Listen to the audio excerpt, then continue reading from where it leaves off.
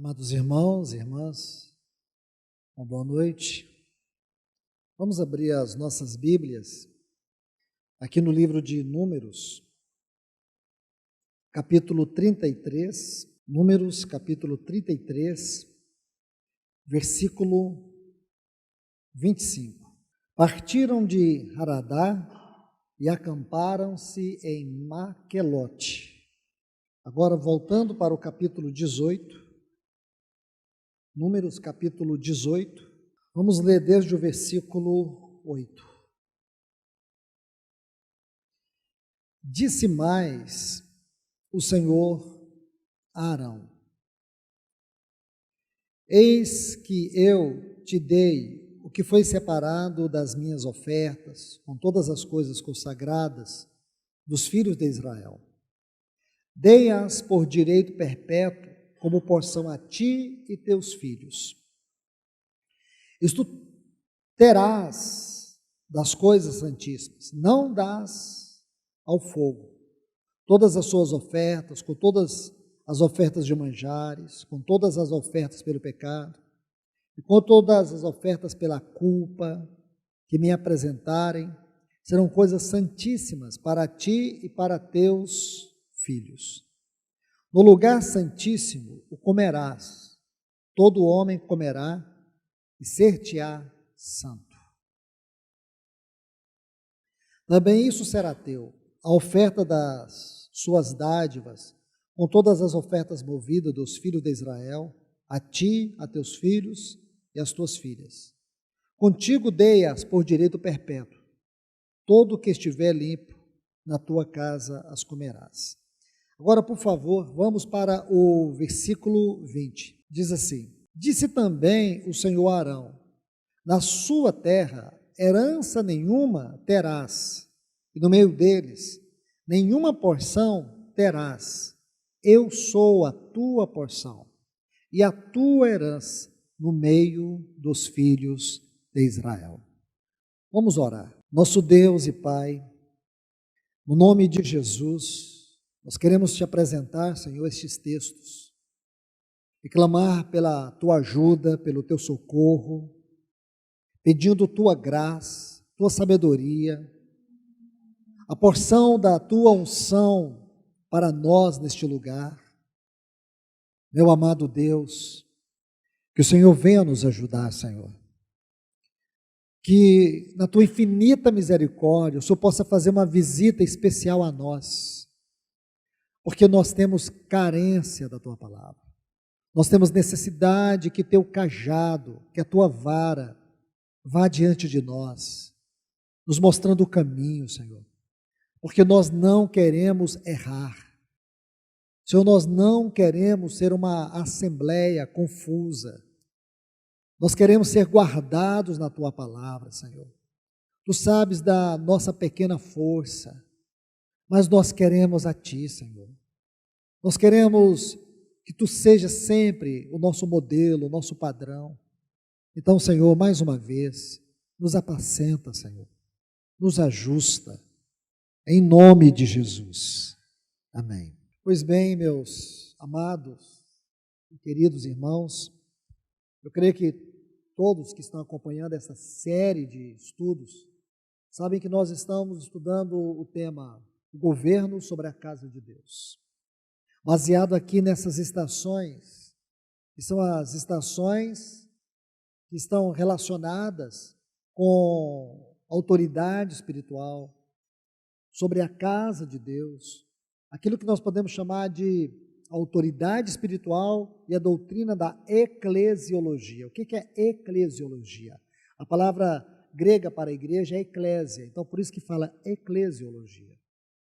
Meus irmãos e irmãs, quando você estuda aqui o capítulo 33, então você vai deparar com estas 42 estações. E nós temos que observar alguns pontos, e eu quero deixar isso bem claro e prático para vocês. Eu separei pelo menos 3 pontos para que nós examinemos concernente a essas estações. Primeiro ponto: quando você estuda estas 42 estações aqui, você vai perceber que em cada uma delas você descobre algo novo da parte de Deus. Cada estação vai nos mostrar uma experiência nova. Em cada estação existe uma lição. Se pudéssemos resumir o que significou essas 42 estações naqueles 40 anos de peregrinação no deserto, nós podemos dizer assim: aqui está a visão da casa de Deus e de todo o serviço espiritual. Então nós temos o assunto da casa de Deus e de todo o serviço espiritual. Quando você estuda a 12ª estação, que é o Monte Sinai, aí justamente, num período de 3 anos que eles permaneceram ali, Deus deu a visão para eles da casa e do sacerdócio. Justamente o que eu acabei de dizer para vocês, a visão da casa de Deus e a visão do ministério ou do serviço espiritual. Deus estava treinando o seu povo para que este povo fosse um testemunho. Deus estava levando eles a muitas experiências, e muitas dessas experiências foram experiências de fracassos. Mas a única coisa que Deus esperava deles era um coração arrependido, para que Deus pudesse prosseguir através deles e na vida deles.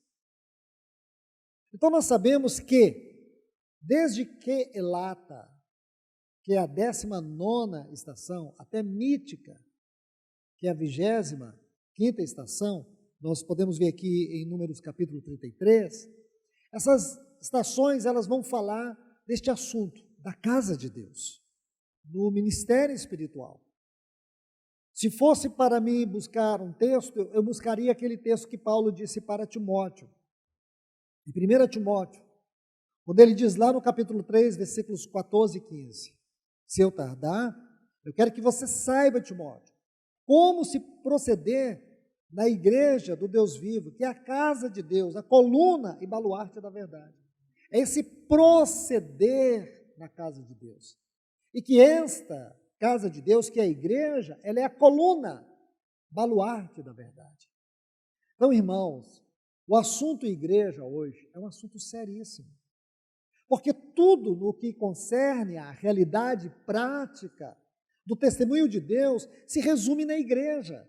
E se nós também observarmos com honestidade, com seriedade, nós podemos ver que o mais sujo trabalho do inimigo é destruir o caráter, a identidade, a natureza e o chamamento da igreja. É nessas áreas, é nestes pontos que os cristãos estão completamente perdidos. O que é a igreja? O que é o ministério espiritual? Essa é a grande confusão. E nós não podemos olhar para isso com o dedo apontando os erros dos outros. Nós precisamos, irmãos, ter uma consciência mais profunda e uma experiência real com aquilo que é correto, com aquilo que é o caminho certo, com aquilo que é a edificação da casa de Deus. Deus está edificando sua casa. Ele tem como prioridade isso no seu coração, porque o desejo dele é que essa casa seja extremamente ampla, para que ela seja uma família, para que ela seja um templo e para que ela seja uma noiva. Para ele uma família, para o seu filho uma noiva e para o Espírito Santo um templo. Então é um assunto sério. Um reunir como esse pode ser simples, mas para Deus não é simples. Para o nosso Senhor Jesus não é simples. Nós temos que ver que o assunto casa de Deus é um assunto sério. É um assunto que nós precisamos nos debruçar sobre ele. Então deixe-me colocar esses pontos para vocês. Então, quando estudamos cada uma dessas estações, o que é que nós vemos? Sempre um novo começo. Vocês vão perceber, sempre em cada estação tem um novo começo de Deus. Cada estação é uma nova experiência, um novo acontecimento. Isso diz algo para nós. Sempre na vida cristã teremos novos começos. Sempre vamos estar em um degrau e vamos passar para outro degrau. Sempre vamos estar numa experiência e passar para uma outra experiência. Um dos grandes erros, isso é comum, é quando a igreja se fecha em torno de uma experiência e faz daquela experiência um fundamento para toda a sua jornada. Não é bíblico, não é correto, irmãos. Deus, Ele quer nos levar a muitas experiências. A Bíblia diz que a vereda do justo é como a luz da aurora. Essa luz vai brilhando, brilhando, brilhando até ser dia perfeito. É de glória em glória. É de experiência em experiência. Nós podemos passar, irmãos, durante os nossos dias que ainda viveremos aqui nessa terra, antes da volta do Senhor, experiências gloriosas. E pode ser que a experiência seguinte ela possa ser desastrosa. E os irmãos podem achar que o Senhor se retirou do nosso meio. A gente pode ficar julgando que nós temos cometido pecados, que nós perdemos a visão. Mas se nós humildemente olharmos para o Senhor, Ele vai nos mostrar que Ele está no governo, que nós não podemos perder a seriedade, nós não podemos perder a visão celestial, porque nós vamos ter experiências gloriosas, experiências de muito amadurecimento, mas também teremos experiências de muito quebrantamento, teremos experiências de muito arrependimento, muitas experiências nós vamos regozijar, outras nós vamos chorar. Isso faz parte, irmãos. Esse é o Evangelho de Cristo. A igreja primitiva viveu isso. Ela vivia uma glória maravilhosa, onde o Senhor aumentava o número dos convertidos, a palavra tinha uma intensidade poderosa, mas logo a seguir vinha uma perseguição, tinha muitas perdas, choros, muitos lamentos. Olhe para a vida de Paulo. Se você quiser olhar de maneira mais microscópica, tome a vida de Paulo. Você vai ver que a vida dele é marcada justamente por isso que estou lhes dizendo. Uma experiência gloriosa.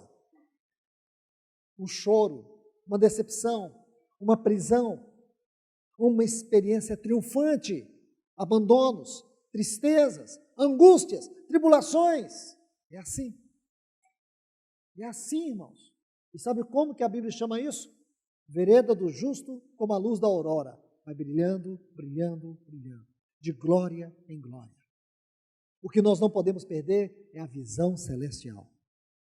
Se os irmãos acham que todos os dias nós vamos estar vivendo o triunfalismo, nós perdemos a visão da cruz. Nós precisamos da cruz. Nós precisamos das angústias. Nós precisamos das tribulações. Nós precisamos, irmãos, porque essa natureza, esse corpo do pecado, ele não converte. Nós ainda estamos limitados nessa terra. Não estou dizendo isso para desanimá-los, mas pelo contrário, para trazer a todos vocês a consciência do exército, a consciência da guerra, a consciência que vocês não podem abandonar a espada da oração, a espada da palavra, a espada do testemunho, a couraça da fé. Vocês não podem abandonar as ferramentas espirituais, as armas espirituais. Vocês não podem deixar isso de lado. Sempre revestidos, porque ainda estamos nessa terra. E aqui existe um reino de trevas, cujo príncipe é Satanás.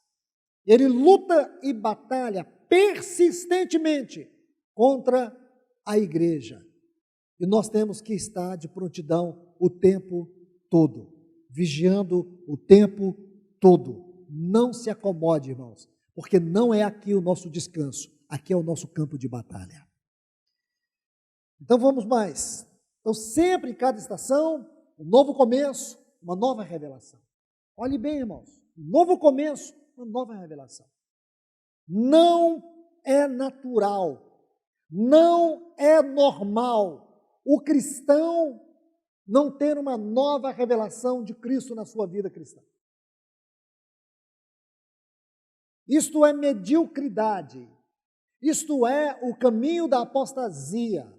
Você não aprender de Cristo, você não ter uma nova revelação de Cristo, você não crescer em Cristo, você não poder experimentar as profundezas de Deus, mesmo ainda na limitação do corpo dessa carne.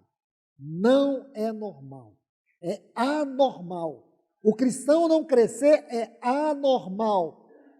Não é vida cristã. Você ficar paralisado na fé. Você ainda viver de migalhas do passado. Deus tem uma experiência nova. Deus tem um maná novo.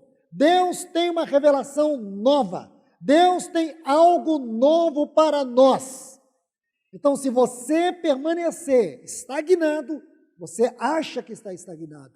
Você não está estagnado. Você tem retrocedido.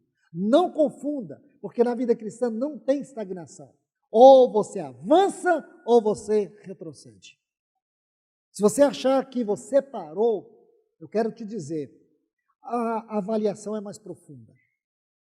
Não existe um cristão parado na sua vida espiritual.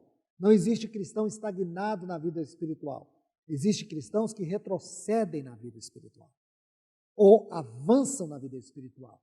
Sabe o que Deus está te falando hoje? É para você avançar na vida espiritual. Você tem o dever diante dele de crescer na vida, de crescer na revelação. Cada estação, uma nova revelação. Cada estação, um novo começo. Se você estiver experimentando um momento ruim na sua vida, eu creio que muitos de nós aqui podemos estar experimentando momentos difíceis e ruins. Eu quero te falar, aí Deus está abrindo a porta para um novo começo. Eu quero te falar isso com muito cuidado. Não desanime, porque Deus está te dando oportunidade para um novo começo. Você está andando guiado por Ele, você não está andando guiado por si mesmo. Compreende, irmãos? Essa é a vida da igreja. Se nós estamos na vida da igreja, esta bênção é para todos nós. Um novo começo, uma nova revelação. Vamos para o segundo ponto. Todas estas peregrinações aqui, de Números capítulo 33, elas têm como objetivo nos mostrar uma possessão maior. Todas elas. Se você observar, você vai ver que são 42 degraus. 42 degraus que ascendem para uma possessão. O nome dessa possessão é Canaã. E Canaã nos fala da plenitude da vida em Cristo. Então vamos traduzir isso de maneira espiritual. Quando Deus está te conduzindo numa experiência, nessa jornada, neste caminhar da igreja, porque toda a nação de Israel no deserto representa, tipifica a igreja hoje, tipifica a nossa vida hoje. Com um novo começo, com uma nova revelação ou novas revelações, onde Deus está nos conduzindo para dentro dele mesmo. Deus está te conduzindo para dentro dele mesmo. Irmãos, em nome de Jesus, capture isso. Todas as experiências, por mais difíceis que elas sejam, Deus está te conduzindo para dentro dele mesmo. E estas estações aqui, elas têm como objetivo nos conduzir de degrau em degrau para uma possessão maior. E que possessão é essa, irmãos? A plenitude da vida em Cristo. E o terceiro ponto, nós sabemos que eles foram acampando de estação em estação. Algumas estações demoraram algum tempo, outras foram apenas passagem. Mas o certo é que em cada uma dessas estações, Deus lhes ensinou profundas lições espirituais. E essas estações, elas podem ser chamadas da escola da edificação de Deus.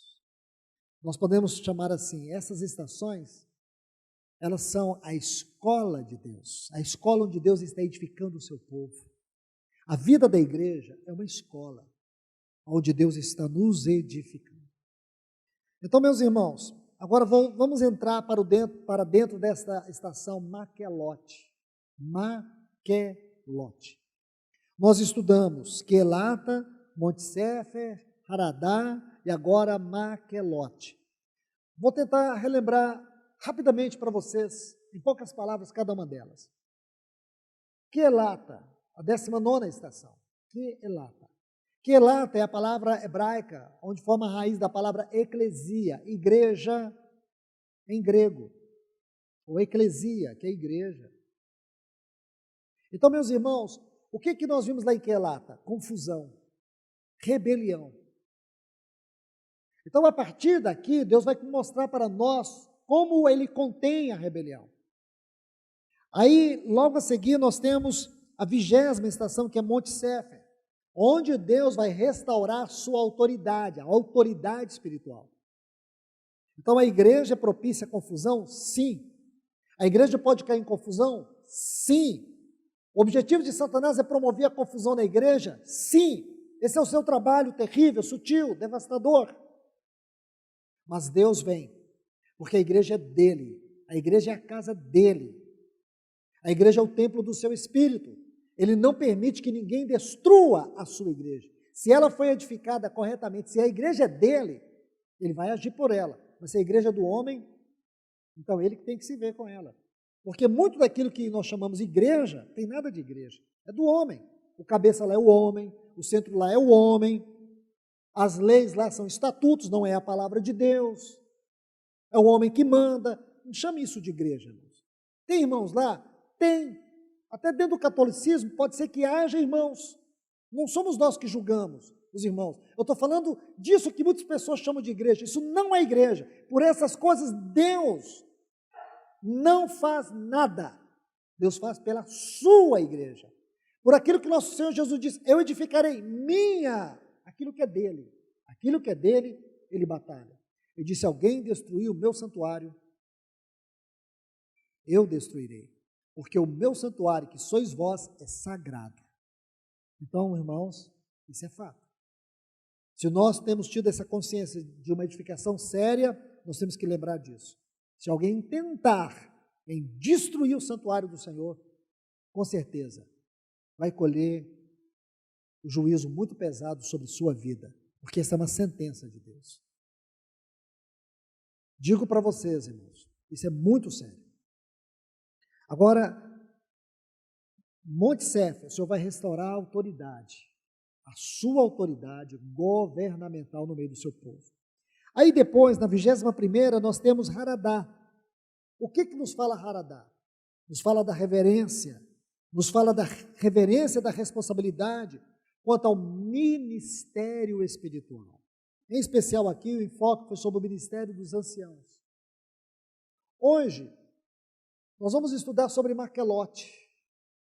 Aqui eu li os textos para vocês.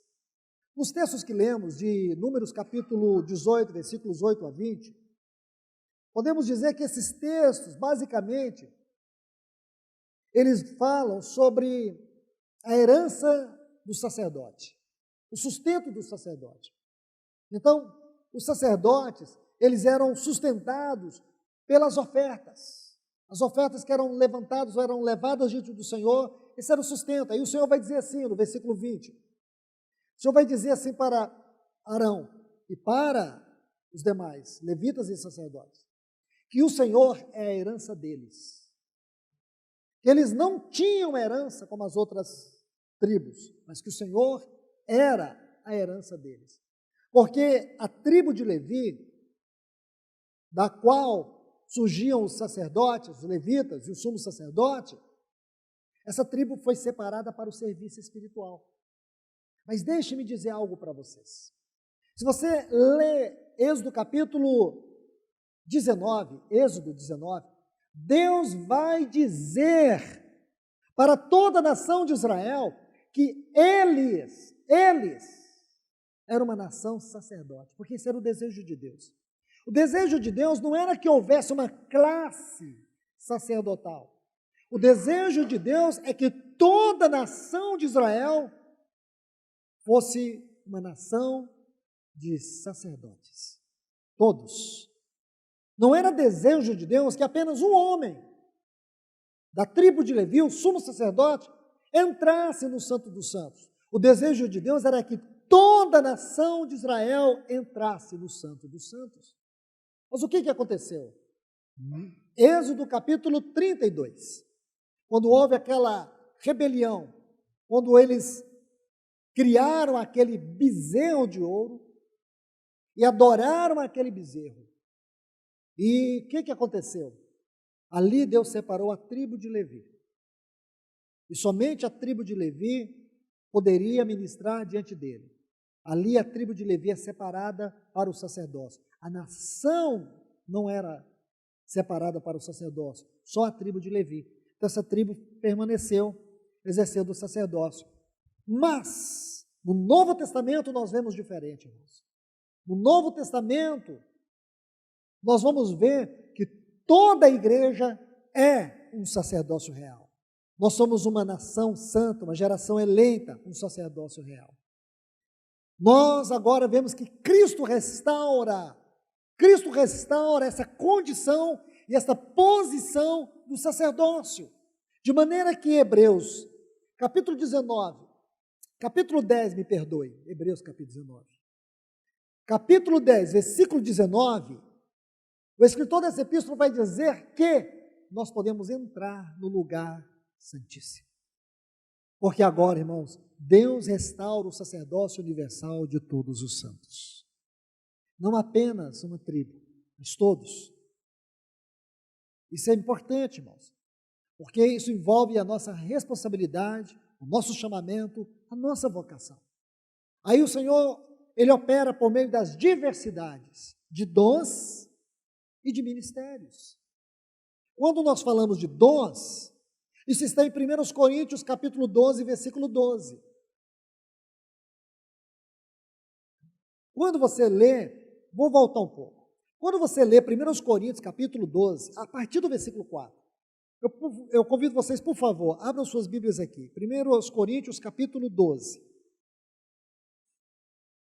Deixe-me mostrar algo para vocês. Veja o versículo 4. Ora, os dons são diversos, mas o Espírito é o mesmo. Então, existem diversos dons? Claro que existem. Nós temos os dons em Romanos capítulo 12, versículo 4, e temos também os dons do Espírito aqui em 1 Coríntios capítulo 12. Então, por favor, irmãos, fique com a mão aí, mas volte comigo aqui em Romanos capítulo 12, versículo 4. Romanos 12, 4. Porque assim como num corpo temos muitos membros, nem todos os membros têm a mesma função. Assim também nós, quanto muitos, somos um só corpo em Cristo e membros uns dos outros. Tendo, porém, diferente dom, segundo a graça que nos foi dada. O dom é segundo a graça. Não adianta você buscar, não adianta você querer. O dom é segundo a graça que nos foi dada. Se profecia, seja segundo a proporção da fé. Se ministério, dediquemo-nos ao ministério. O que ensina, esmere-se no fazê-lo. O que exorta, faça com dedicação. O que contribui, esses dons aqui, são registrados aqui nesse ponto, irmãos. Porque nos versículos anteriores, Paulo está falando de uma maneira geral. Aí ele fala que o que exorta com dedicação, o que contribui com liberalidade, o que preside com diligência, quem exerce misericórdia com alegria. Está vendo? Existem muitos dons. Agora vamos lá para o texto que estávamos lendo. 1 Coríntios 12, versículo 4. Ali vai dizer, ora, os dons são diversos, mas o Espírito é o mesmo. Por quê? Eu não vou ler para ganharmos tempo, mas nós sabemos que os dons eles estão divididos em 3 categorias. Primeiro, os dons que revelam. Não existe dom de revelação. Não me venha com isso, irmãos. Algumas coisas que eu quero que vocês entendam. Primeiro, nunca me venha dizer assim, nem sai por aí dizendo, eu tenho 3 dons. Tá bom? Porque você não tem nada. Nem eu tenho e nem você tem. O Espírito Santo, ele te usa em 1, em 2, em 10, enquanto ele quiser. Os dons é dele, não é seu. Tá bom? não fique achando que você é uma árvore de Natal, que você está aparecendo mais do que os irmãos. Irmãos, quanto menos a gente aparecer e mais Cristo puder ser visto através de nós, melhor. Amém? Então, muito cuidado. Tem pessoas que dizem assim, fulano tem o dom tal. Irmãos, o Espírito Santo, ele usa naquilo que é o dom do Espírito. Tá certo? É graça. Olhe os textos. Eu fiz uma leitura rápida, mas faça uma leitura bem devagar e você vai ver. Os dons são do Espírito, é graça, irmãos. Tem um momento que Paulo fala assim, que ele trabalhou mais do que todos os apóstolos, mas ele diz assim, ele corrige, não eu, mas a graça do Senhor em mim. É a graça, irmãos. Não é a sua capacidade, é a graça. Certo? Então vamos corrigir isso. Ministério é diferente. Dom e ministério são coisas diferentes. Os dons são do Espírito. Então eles são divididos em 3 categorias. Os dons que revelam, não tem dom de revelação, irmãos, pelo amor de Deus. Não tem dom de revelação na Bíblia. Tem dons que revelam. Eles são 3. Quais? Palavra da sabedoria. Palavra do conhecimento. E discernimento de espírito. Esses são os dons que revelam. Esses dons estão espalhados na igreja, irmãos. Nós desfrutamos deles o tempo inteiro na vida dos irmãos. Irmãos trazendo palavra sábia, de vida, de poder. A palavra da sabedoria tem a ver com o futuro, a palavra do conhecimento tem a ver com o passado e com o presente. Quantas vezes alguém penetrou no seu coração e te levou lá para trás para mostrar alguma coisa? Entrou lá dentro da tua casa. Revelou coisas que você nem poderia imaginar que aquela pessoa poderia penetrar, perceber algo que estava escondido. E te trouxe uma palavra do conhecimento. Então são os dons, mas também temos os dons de poder. Quais são os dons de poder?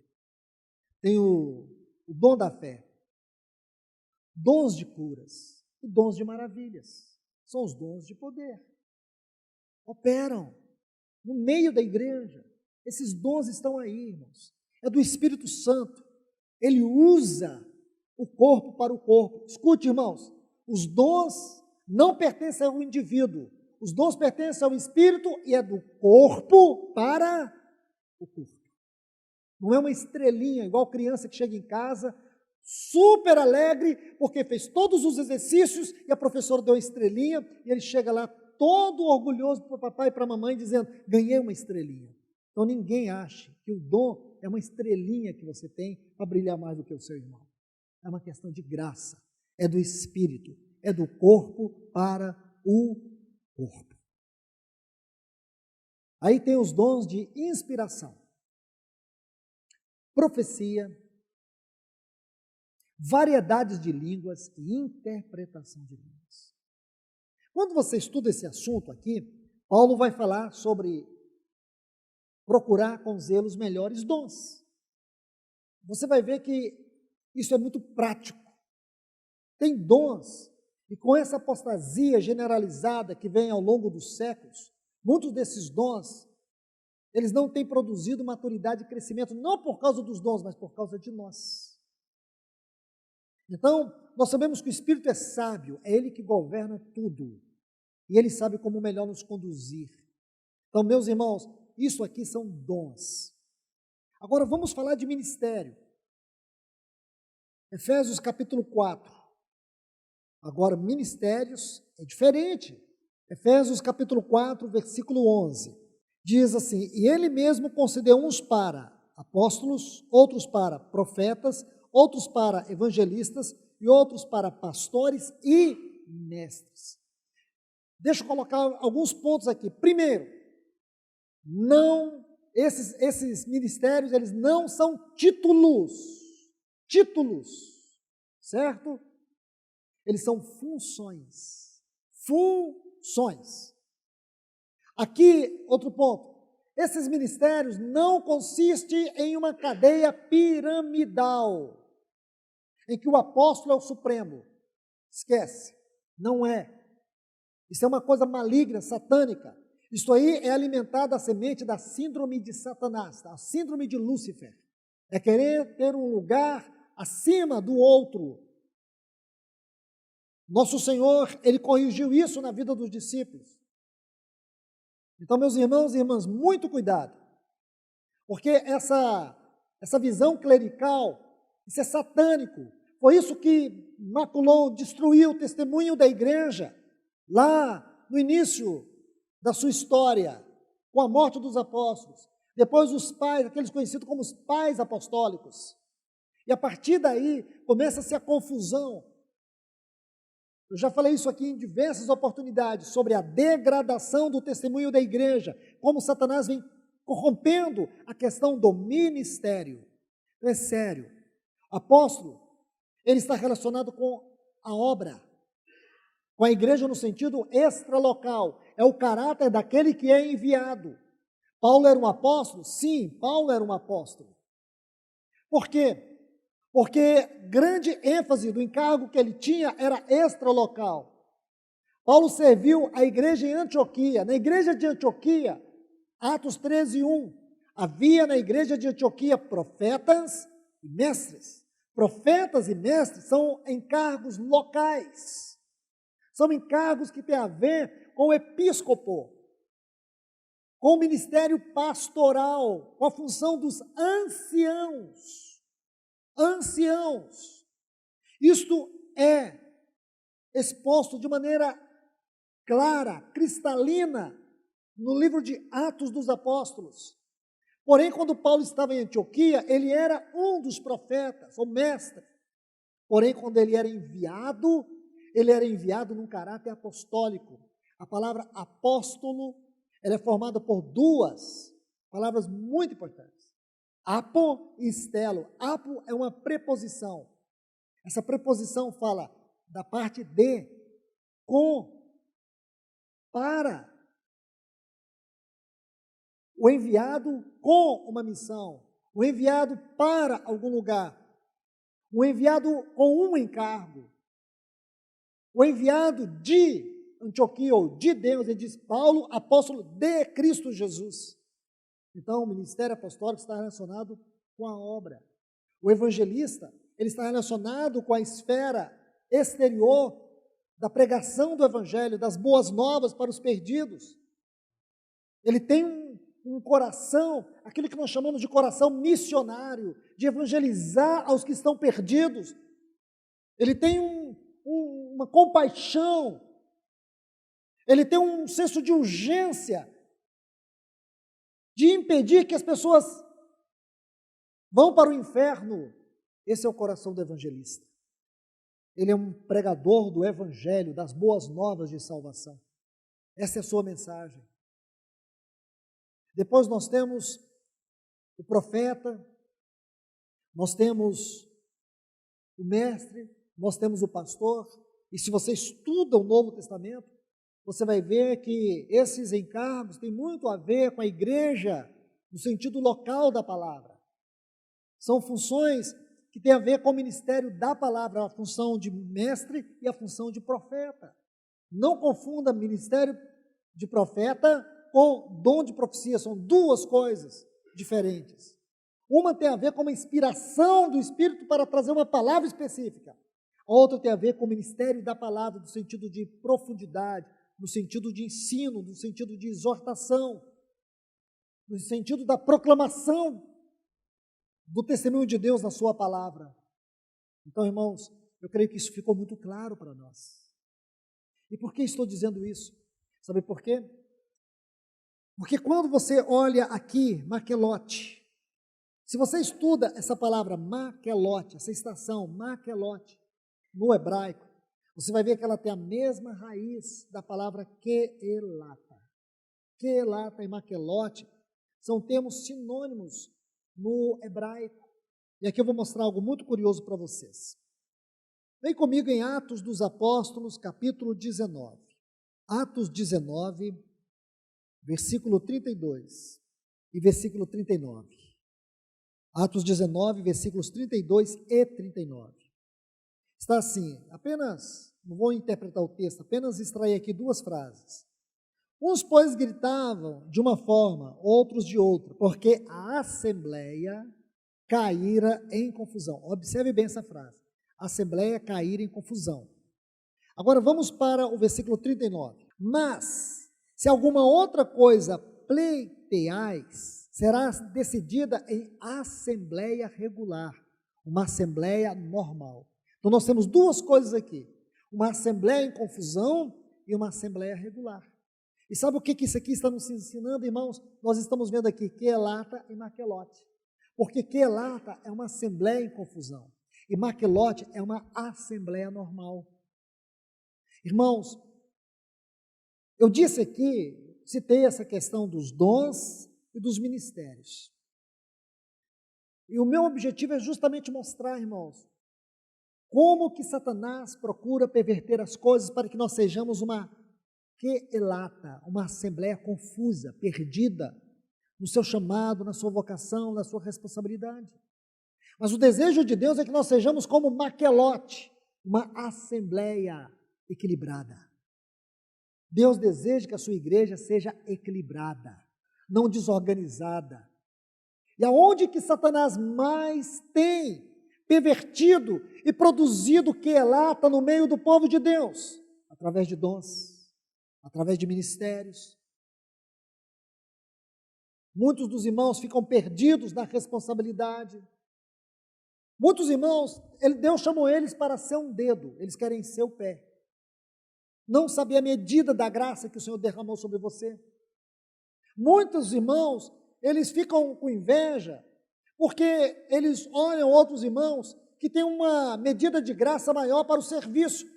E aí ele olha aquilo de maneira natural e pensa, eu posso fazer mais, eu posso ser isso, eu poderia dar muito mais de mim. Só que isso não funciona na edificação da igreja, irmãos. Isso é uma questão de graça, isso é uma questão de vida, isso é uma questão de unção do Espírito Santo. Permaneça naquilo que Deus te chamou. Tente, procure qual seja a perfeita e boa, agradável vontade de Deus na sua vida e através dela. Não fique perdido, querendo fazer o que Deus não te confiou. Não ache que você tenha capacidade para fazer alguma coisa. Porque o que governa a igreja é a vida e o poder do Espírito Santo. Essa é a única maneira, irmãos, de não ocorrer confusão no meio do povo de Deus. Deixe-me colocar aqui 3 textos para vocês. Eu creio que isso vai nos ajudar, e ajudar muito, irmãos, muito mesmo. Abra sua Bíblia aqui em 1 Coríntios, aliás, voltemos para 1 Coríntios, capítulo 12. Deixe-me ler algo com vocês aqui. Veja a grandeza destes textos. Diz assim, porque assim como o corpo é um, e tem muitos membros, e todos os membros sendo muitos, constituem um só corpo. Então nós temos que ter em vista o que, irmãos? A unidade do corpo, não a individualidade do meu serviço. Vou repetir, acho que vocês não pegaram isso. Nós temos que ter em vista a unidade do corpo e não a individualidade do meu serviço. Esse é um erro muito comum, porque muitas vezes os irmãos querem isolar no fazer. Eles acham que se isolando, eles vão ter maior repercussão, maior visibilidade. Qual a vantagem de você ter visibilidade, irmãos? Quem te aprova é Deus e não a igreja. A igreja só vai reconhecer e dar testemunho daquilo que Deus aprovou. Nós não somos servos da igreja, nós somos servos de Cristo Jesus. Nós somos membros uns dos outros. Então, isso vale para todos nós. O que nós temos que ter em vista? A unidade do corpo. E é unidade com diversidade. Por que diversidade? Porque nós temos muitos serviços aqui entre nós. Então, não se preocupe se o Senhor te confiou um talento. Ele vai te cobrar da maneira mais severa possível que você imagine. Ele vai te cobrar, como também Ele vai cobrar na mesma medida daquele que Ele confiou 5 talentos. Porque Ele vai te cobrar é a responsabilidade sobre aquilo que Ele te confiou. Então vamos lá. Assim também com respeito a Cristo. Pois em um só corpo, versículo 13, todos nós fomos mergulhados em um corpo. É isso que ele quer dizer aqui com a palavra batizados. Em um corpo, quer judeu, quer gregos, escravos, livres. E a todos nós foi dado beber de um só Espírito. Então, mergulhados no Espírito e beber do Espírito. Mergulhados no Espírito e beber de um só Espírito. Porque também o corpo não é um só membros, mas muitos membros. Agora observe, se disser o pé, por que não sou mão? Não sou do corpo? Nem por isso deixa de ser do corpo. Se o ouvido disser, por que não sou olho? Não sou do corpo? Nem por isso deixa de ser do corpo. Se todo o corpo fosse olho, onde estaria o ouvido? Se todo fosse ouvido, onde estaria o olfato? Mas Deus dispôs os membros, colocando cada um deles no corpo como lhe aprouve. Se todos, porém, fosse um só membro, onde estaria o corpo? O certo é que há muitos membros, mas um só corpo. Não pode o olho dizer à mão, não preciso de ti, nem ainda a cabeça aos pés, não preciso de vós. Pelo contrário, os membros do corpo que parecem ser mais fracos, são necessários. E os que nos parecem menos dignos no corpo, a esses damos muito maior honra. Também os que em nós não são decorosos, revestimos de especial honra. Mas os nossos membros nobres não têm necessidade disso. Contudo, Deus coordenou o corpo, concedendo muito mais honra àquilo que menos tinha, para que não haja divisão no corpo. Pelo contrário, para que haja unidade.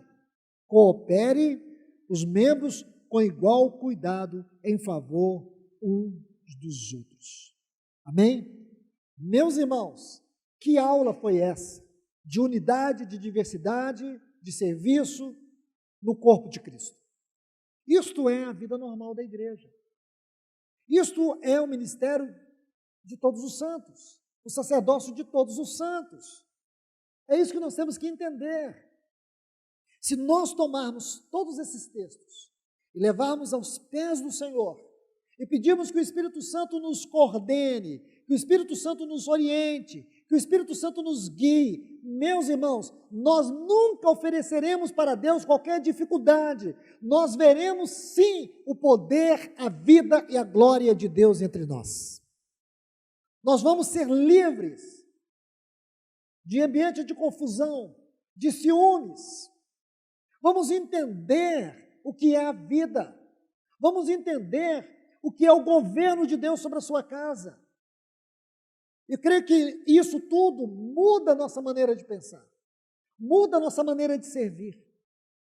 Porque o que nós havíamos estudado nas lições anteriores, que inicia ali em Quelata, aquela confusão, quantas mortes, quantas reprovações. Sabe por quê, irmãos? Porque faltou isso. Faltou um coração rendido, quebrantado, que compreende a direção do Espírito Santo, movendo o Espírito Santo. Ninguém querer ser maior nem melhor, mas reconhecer aquilo que Paulo diz lá em Filipenses, quando ele está exortando a Evódia, a Síntique, que elas pensassem concordemente no Senhor. Que cada um considere o seu irmão superior a si mesmo.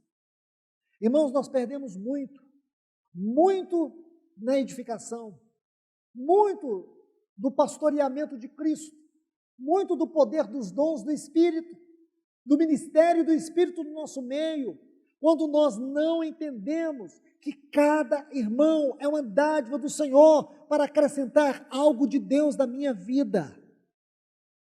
Quando a gente pode perceber que o Espírito Santo se move por todo o corpo, irmão simples, que às vezes você acha que não tem carga, que não tem peso, que não tem muito conhecimento, mas quando você percebe o que é a vida do Espírito no corpo, você vai ver que esse irmão, que essa irmã, que às vezes você acha que é um membro muito pequeno no corpo, é uma pessoa extremamente necessária para a tua vida.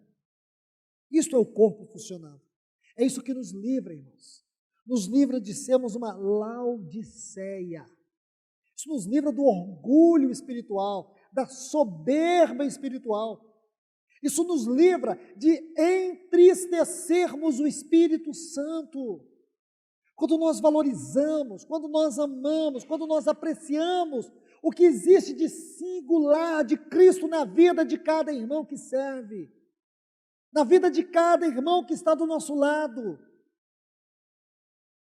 O irmão Dietrich Bonhoeffer, ele fala, irmãos, ele tem no livro dele, Comunhão, tem um capítulo que ele aborda algo sobre a gratidão que nós precisamos ter pela comunhão, a comunhão da igreja.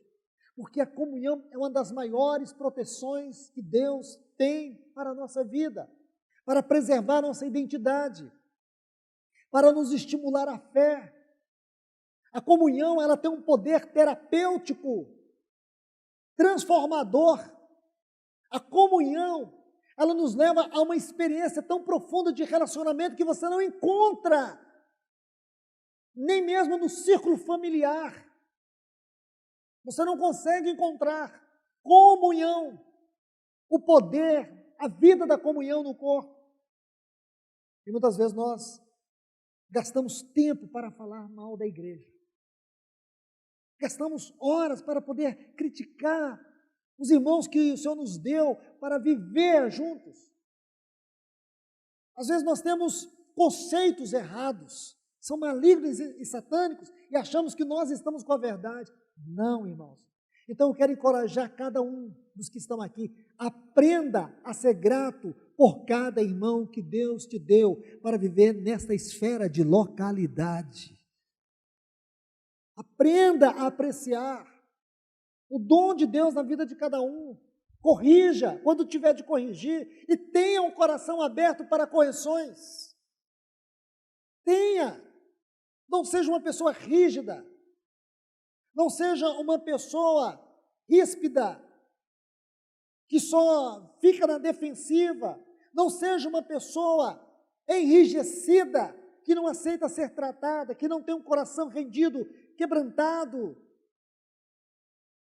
Não seja uma pessoa endurecida. Dê liberdade para que o Espírito Santo use instrumentos dele para te edificar. Nós não temos como, por nós e de nós mesmos, ser edificados. A nossa edificação é na comunhão do corpo de Cristo. É pelo glorioso fato de nós pertencermos uns aos outros.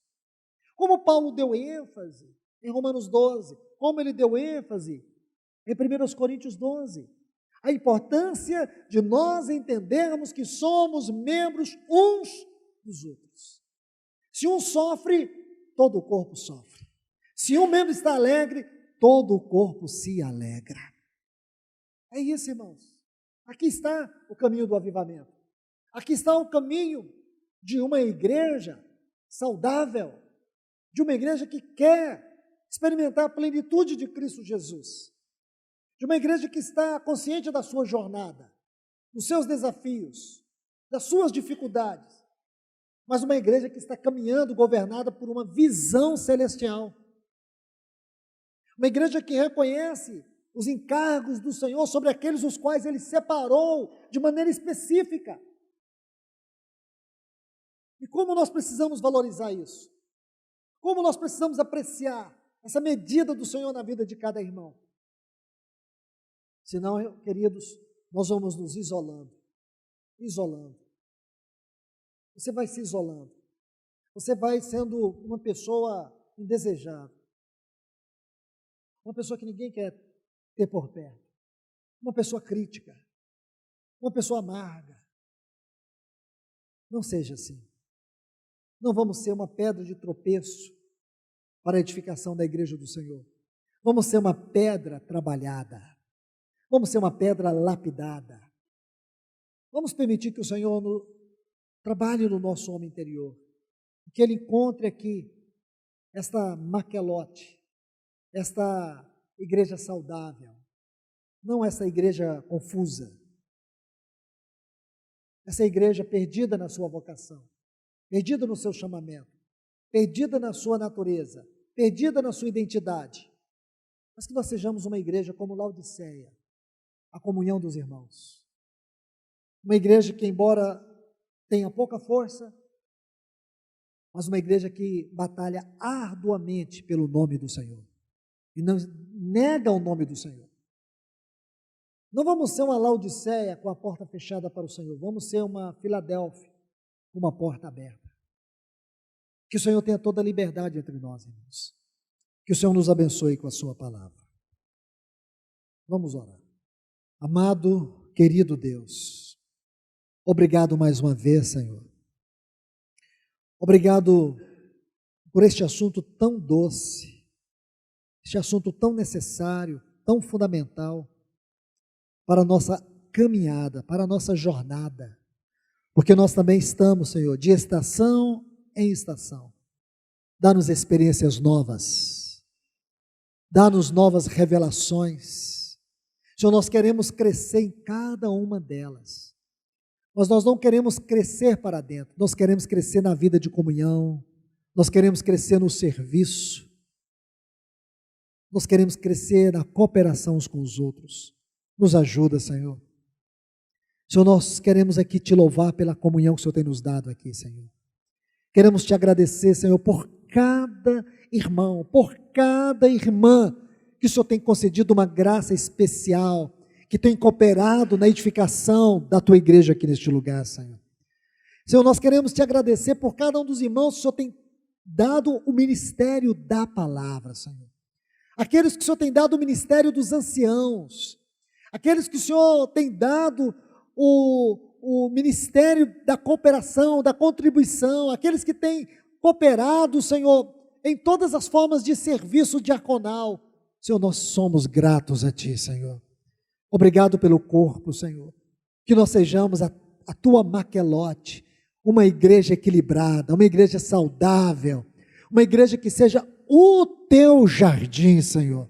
Seja o lugar das Tuas delícias, Senhor, onde o Senhor pode estar entre nós, sentindo o Teu prazer, colhendo os frutos do Teu penoso trabalho, Senhor. Senhor, que cada dia nós possamos ser uma expressão da Trindade, Senhor, na vida, na comunhão, na cooperação, onde ninguém vive para si e que nós possamos aprender a viver uns para os outros. Nós te pedimos, Senhor, que esse espírito da Trindade, que essa realidade da Trindade seja vista entre nós. Nós te clamamos e te pedimos em nome de Jesus.